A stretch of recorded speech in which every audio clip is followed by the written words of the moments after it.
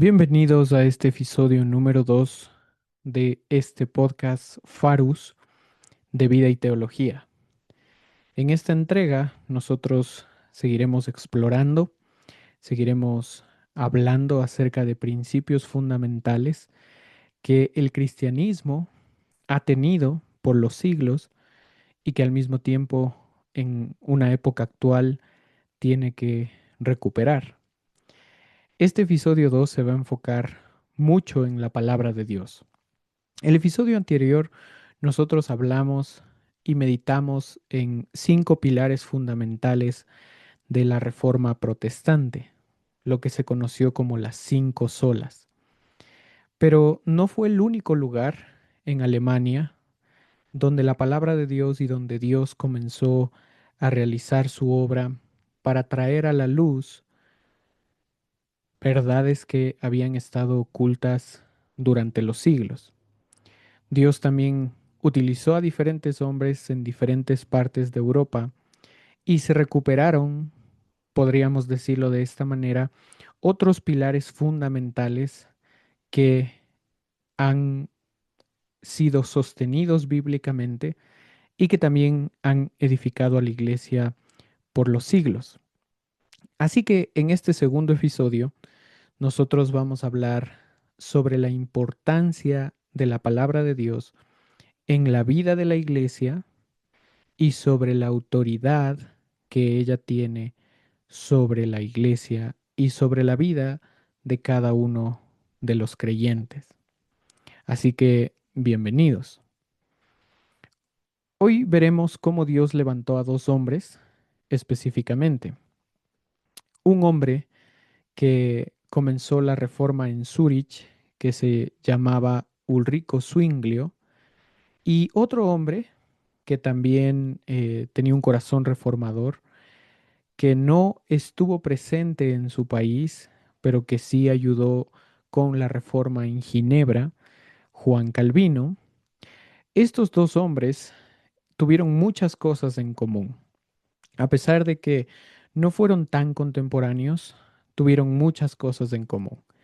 Y una de esas cosas fue ver a la palabra de Dios como la autoridad máxima, no solamente como un concepto lejano o como un concepto teológico, sino que esa realidad impregnaba las prácticas que la iglesia hacía y conducía el camino de la iglesia por donde ella se dirigía.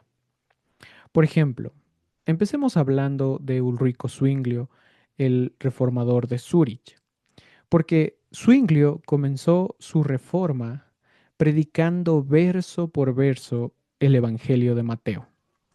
Y eso a nosotros nos debe llevar a pensar en algo bien importante, porque las personas no habían escuchado una predicación en su idioma y menos una predicación verso por verso, lo que hoy se denominaría predicación expositiva. Y esto es de gran importancia porque en el corazón de Zwinglio, o más bien lo que él decía, es que la reforma debe empezar en los corazones. Y la única manera de poder hacer eso es por medio de la palabra de Dios. Así que Zwinglio, al ver la autoridad suprema de la palabra de Dios sobre la vida de la iglesia, él somete su predicación a la palabra de Dios, lo que hoy conoceríamos como predicación expositiva. Una predicación o un estilo de predicación que se enfoca en el significado original del texto, que le deja a la Biblia hablar, que no le impone temas a la escritura, que trata de dejar fuera todas las percepciones equivocadas que se tengan, una predicación que edifica a la iglesia. Y Zwinglio de ninguna manera hubiese podido predicar de esta manera si él no veía a la palabra de Dios como lo que realmente es, la palabra inspirada, verbal, plenaria, inerrante, infalible de Dios, porque la palabra es toda suficiente. Y en el día de hoy, tristemente, la visión contemporánea acerca de la predicación ha sido muy denigrada. Porque ahora la palabra de Dios se le ve como un manual de vida simplemente o como un libro que te puede dar buenos consejos. Incluso los predicadores podrían pensar de esa manera. Y entonces las predicaciones se vuelven como hoy se conocen motivacionales, o más bien el tiempo de predicación se puede volver como un coaching donde tú esperas que te den consejos moralizantes, pero la realidad es que de esa manera nunca se debería predicar la palabra de Dios, porque la palabra de Dios fue escrita en un contexto, por autores originales, en un contexto y con causas determinadas. Entender el significado original de la palabra de Dios es fundamental, y lo que Zwinglio hizo a través de predicar verso por verso no solo le mostraba a su congregación que la Biblia era la autoridad máxima, sino que la Biblia, al ser bien utilizada, tiene efectos directamente en el corazón de las personas. Zwinglio nunca buscó una reforma a la fuerza. Más bien, él predicaba y esperaba que Dios haga su obra para que las personas empezaran a abrazar los principios bíblicos.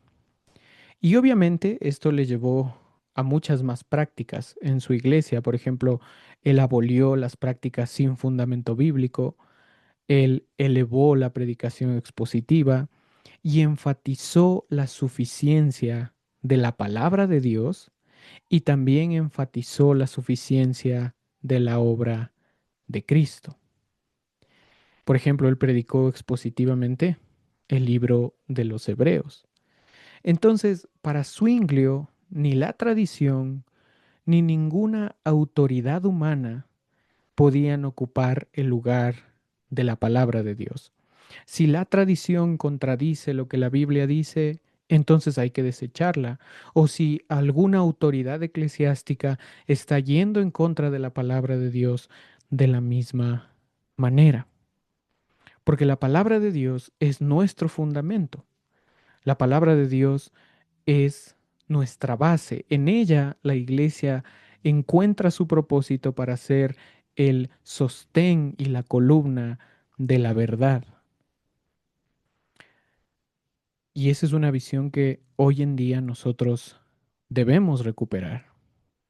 Y en sí que el cristianismo debe recuperar en todos sus aspectos, no solamente en algunos, no solamente en aquellos donde mis gustos van primero, no, en todos los aspectos se debería recuperar. Y un versículo clave aquí es Colosenses 1:18, que dice: Él es la cabeza del cuerpo, que es la iglesia. La cabeza de la iglesia es solamente Cristo Jesús. Y Él nos ha dado su palabra para que nosotros vivamos en sumisión a su palabra. Ahora, algo muy similar ocurrió con Juan Calvino en Ginebra, porque Calvino no buscaba fama ni poder político. Incluso, él llegó a Ginebra por la providencia de Dios. Él quería permanecer en Francia, en su tierra natal, y ver una reforma ahí, pero Dios lo llevó hasta Ginebra, y ahí es donde Dios le permitió pastorear, y al mismo tiempo donde, digámoslo así, su contribución más grande o su contribución clave fue una teología profundamente bíblica, obviamente centrada en la palabra de Dios. Al tener ese mismo concepto de la palabra de Dios, el mismo concepto que Zwinglio, el mismo concepto que Lutero, eso implicaba que buscaban vivir 100% sometidos a lo que la Biblia dijese. y al mismo tiempo enseñar a sus congregaciones para que ellos vivieran de la misma manera. Es por eso que en la práctica, Calvino fundó academias para formar pastores. Pastores iban a Ginebra para formarse bíblicamente, algo que era relativamente nuevo porque la reforma estaba iniciando. Pero al mismo tiempo, él escribió una obra espectacular, La institución de la religión cristiana. Allí, él despliega las doctrinas del cristianismo y las presenta desde una perspectiva bíblica. Pero si nosotros vamos o hilamos un poco más profundo en Ginebra y en la vida de Calvino, él, por ejemplo, hizo dos cosas que para ese tiempo eran muy radicales. Y una de ellas fue promover la disciplina eclesiástica, la disciplina bíblica. Y eso a mucha gente le molestó. Y la segunda práctica fue buscar la santidad en la iglesia, limitando la participación de solamente los creyentes en la cena del Señor. Esto a Calvino le costó ser desterrado de Ginebra. Años después él volvería, pero él no volvió con una convicción diferente. Él veía que era bíblica la disciplina eclesiástica, bien hecha, pero al mismo tiempo él veía que era necesario que la cena del Señor, en la cena del Señor solo participaran los creyentes. Todo eso les dio una forma radical de vivir, una forma que para algunos podría parecer incluso en palabras contemporáneas un poco legalista. Otros, en cambio, dirían es que tener mucho conocimiento en la cabeza puede llegar a ser muy malo y es mejor aplicar lo poco que sé que saber más. Pero en realidad eso nos lleva a vivir en una ilusión, porque nosotros estamos llamados a someter toda nuestra vida a la escritura. Y eso significa conocer la escritura. Eso significa que toda tu vida va a estar sujeta a los preceptos y a los mandatos de Dios. Y si un distintivo de Zwinglio fue la predicación expositiva, que obviamente los demás reformadores también la practicaban, el distintivo de Calvino podríamos decir que fue buscar la santidad de su iglesia, algo que también debemos recuperar ahora, porque algunas iglesias han perdido el sentido y la búsqueda de la santidad en la congregación. Y eso se puede deber a muchos aspectos. Pero si el mandato bíblico es ese, nosotros debemos buscar aplicarlo tal cual como la escritura lo dice. Así que lo que se puede ver en estos dos hombres y en sus dos congregaciones y en sus dos ciudades es que cuando la palabra de Dios es tomada en serio, cuando la palabra de Dios es predicada correctamente y cuando la palabra de Dios es aplicada correctamente, entonces eso inevitablemente traerá buenos frutos. Porque algo interesante, y cabe mencionar, es que la reforma también se dio en Inglaterra, pero de una manera diferente. No hubo como un hombre principal, digámoslo así, como en Zúrich, en Ginebra o Alemania, sino que más bien comenzó con motivaciones políticas y a pesar de las motivaciones imperfectas, la palabra de Dios prevaleció. Como dice Isaías 55:11, mi palabra no volverá a mí vacía. Y a pesar de todos los contratiempos que hubo en la reforma inglesa, La Biblia se publicó en inglés para el pueblo y hubieron reformadores como Thomas Cranmer que impulsaron para que no solamente la iglesia, sino el país entero pudiese vivir bajo la escritura. Así que déjame hacerte algunas preguntas. ¿Cristo es realmente la cabeza de tu vida? Y al mismo tiempo podríamos decir, ¿la palabra de Dios es la autoridad máxima en tu vida? Pero si lo extendemos un poco más, ¿la palabra de Dios es la autoridad máxima en tu iglesia? ¿Está tu iglesia sometida a toda la palabra de Dios o solamente en algunas áreas o solamente en ciertos momentos?